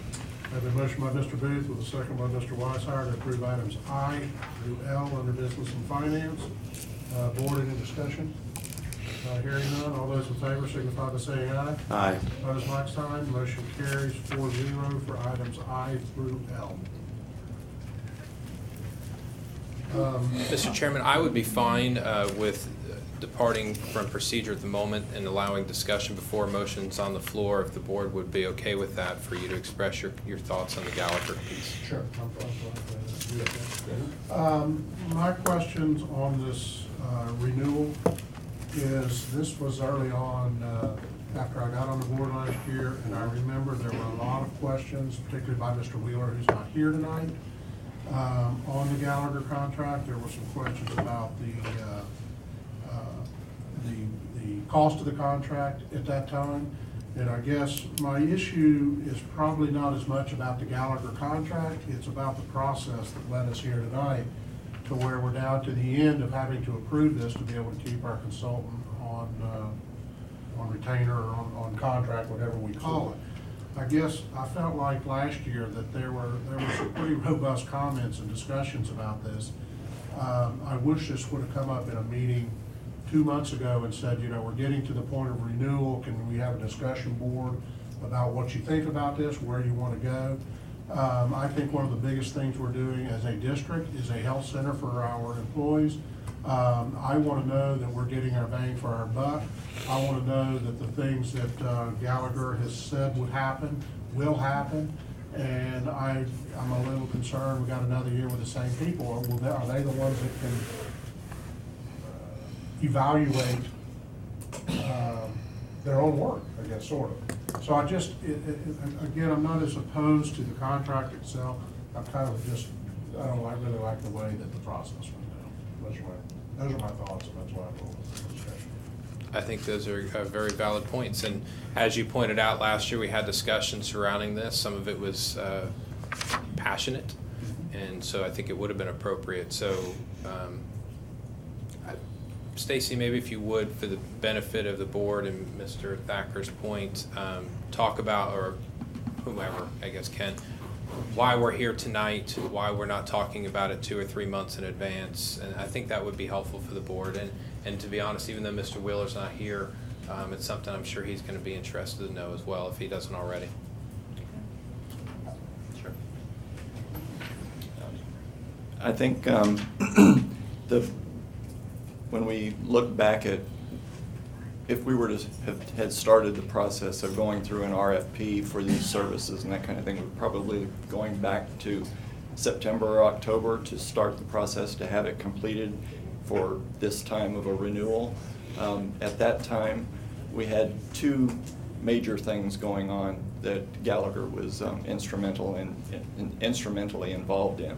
Of course, the negotiation of the contract with Florida Hospital for the building of the clinic was a major project, and as we were leaving, when we finally did get that approved, there was comments from the board that said, staff really needs to be focused on this, and we need this open as quickly as we possibly can. So that was, that's been our focus. We're really working hard on trying to get the clinic up and running and open as quickly as we possibly can. The other area that we were also working with has kind of been coming along is a compliance issue that IRS requirements for Affordable Care Act, that the IRS requirement that went into effect for this January, or that where we have to report eligibility and enrollment in our health plan to each of our employees that will be turned over to the IRS, similar to your W-2 form. So that project we had been working on that project kind of alongside the contract with Florida Hospital, involving our HR department, IS department, of course, risk management office. We had all been working on those. So we had some very big issues that we were tackling, And at that point, just as a little bit of history for you, we're not afraid of terminating a contract early if that was, based on performance. As a matter of fact, before Gallagher was our benefits consultant, we actually terminated a contract with the benefits consultant a year early because we were not satisfied with the services we were receiving. We have been satisfied with the services we're receiving from Gallagher. When we went through the process in 2012, 26 different people were notified of the RFP. We had 5 responses, and it was brought down to the top 3 that were, actually came in and did oral presentations, and we ended up with Gallagher at that point. At that point, the contract was a 2-year contract with 3 1-year extensions. So this basically was after going through that process and them being the best and final offer or best and final pricing at that point. This is the last year that it's of that contract, so we're going to have to be going out to bid for the coming year. But we just felt like we had been kind of given some direction that we really needed to be focusing on these, and because of the Affordable Care Act compliance issues, we really had some issues that had to have our complete focus, and so we were basically moving forward with knowing we still had that availability of that 1-year contract. Thank you. So I think here's my concern, and Mr. Thacker, I appreciate you bringing it up. In so many ways, I feel like, look, it's not, in my opinion, it's not fair to Gallagher, okay? I'm not of the opinion that Gallagher isn't doing a good job, that they haven't earned their contract, that they're not working as a valued partner for the school district. I think my concern, as I sit here now and kind of think about the concerns that I think other board members have or are going to have, is that now we have a vendor working with the district who has to sit and endure the board questioning whether or not their contract should or shouldn't be renewed simply because it's coming to us at the end of the cycle.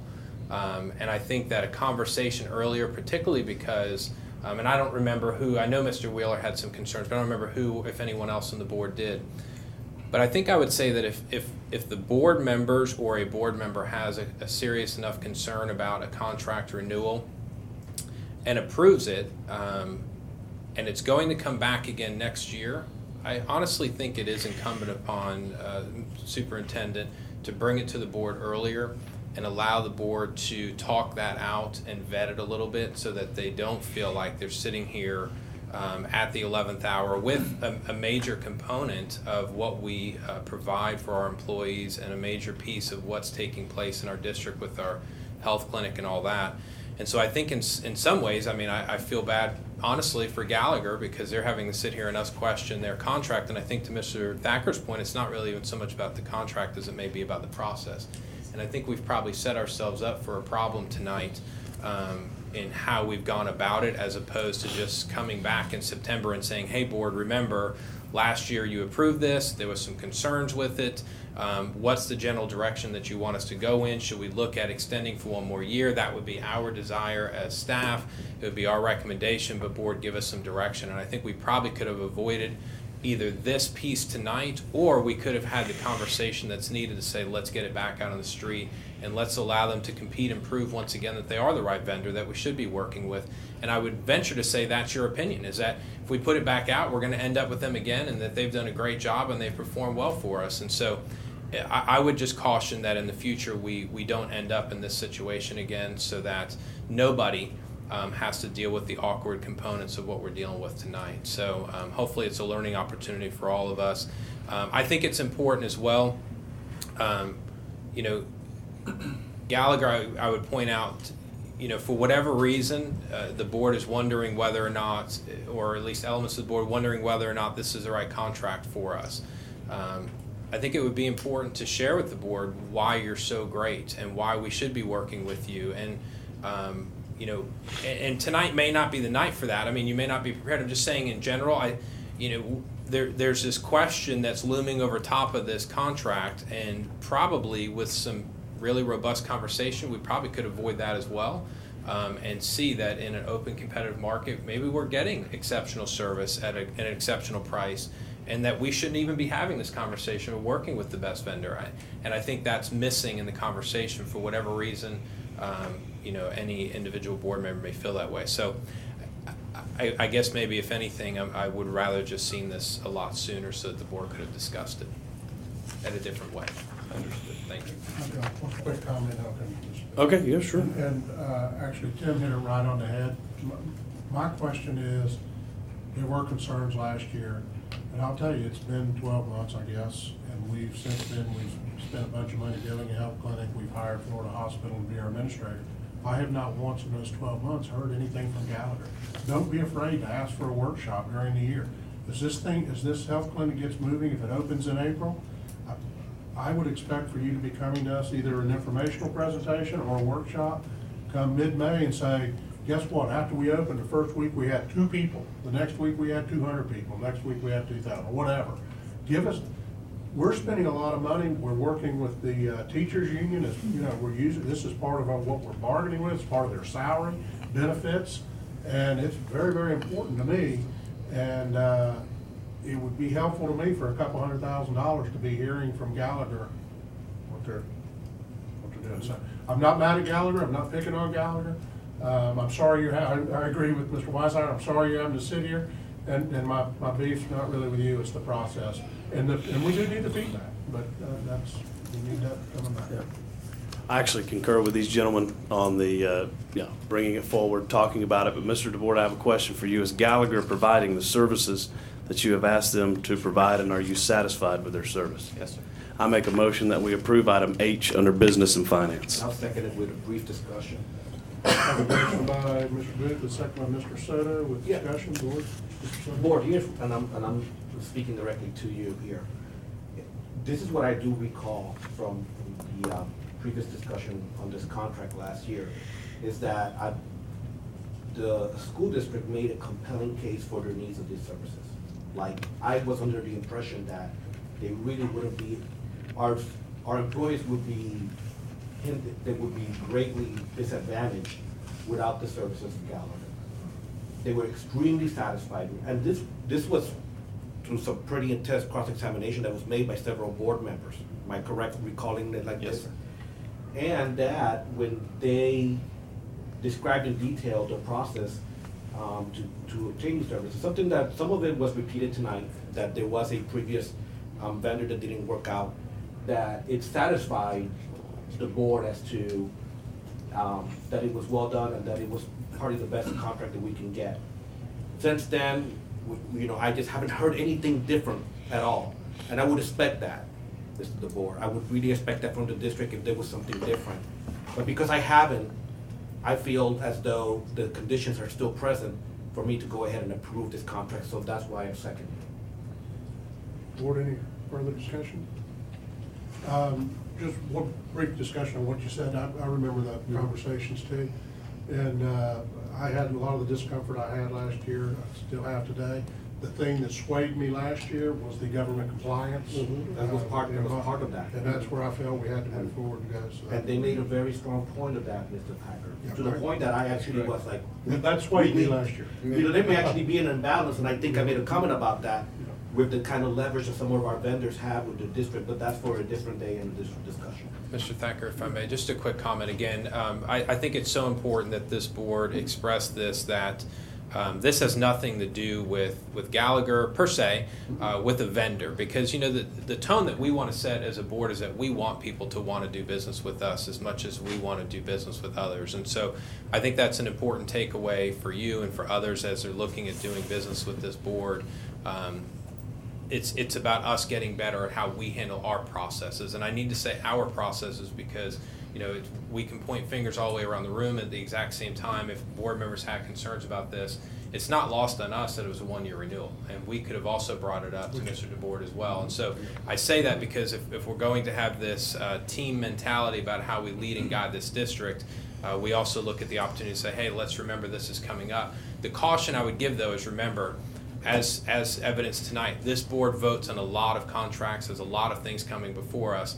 it is far more easy for you, Mr. DeBoer, to know when this is coming up and bring it to the board, that it's going to be for the board to be able to come back to you. So we all need to own it, but at the same time, we need to improve how we deal with things. And so I appreciate your willingness to work with our district. I'm looking forward to hearing more about the great work that you're doing and the confidence that Mr. DeBoer has in your services, and working with you to make sure we have an effective and smooth rollout to our clinic that's coming up as well. Thank you. Board, any other discussion? Hearing none, I have a motion to approve the contract made by Mr. Booth, second by Mr. Soto. All those in favor signify by saying aye. Aye. Opposed, like sign. Aye. Motion carries 3-1.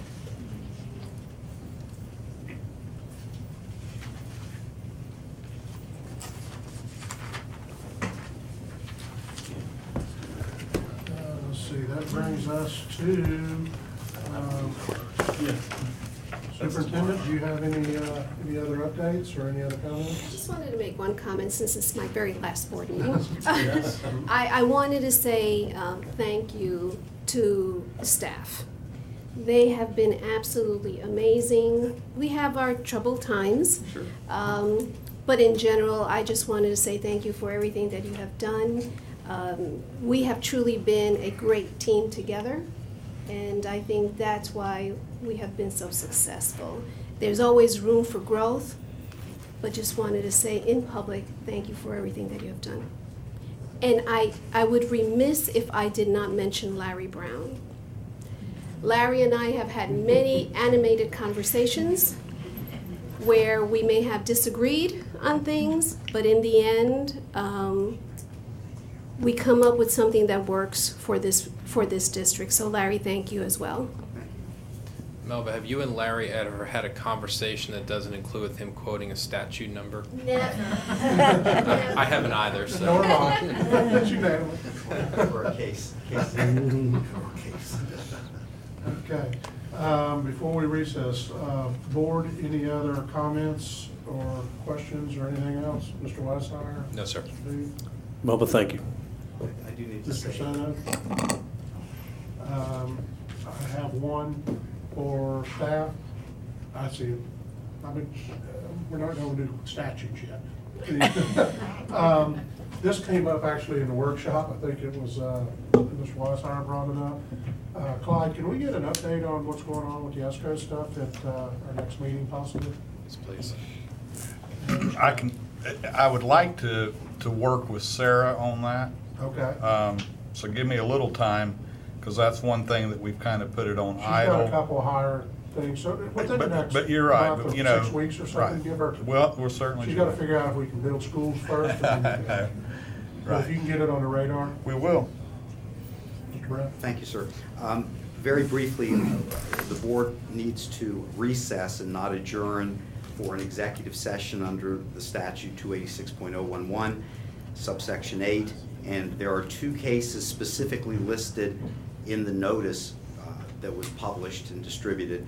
Of course, the people who can attend are limited by the statute. And we can also discuss any other pending litigation to which the school board is presently a party in a pending lawsuit, and the discussion is limited to the topics mentioned in the statute. And I'm supposed to tell you how long I think it will take. I anticipate 30 minutes will be the time for the executive session. Hold you to that, Larry. Based on that, we will recess for 286.011. Very good. Very good. Hope springs eternal on the half hour.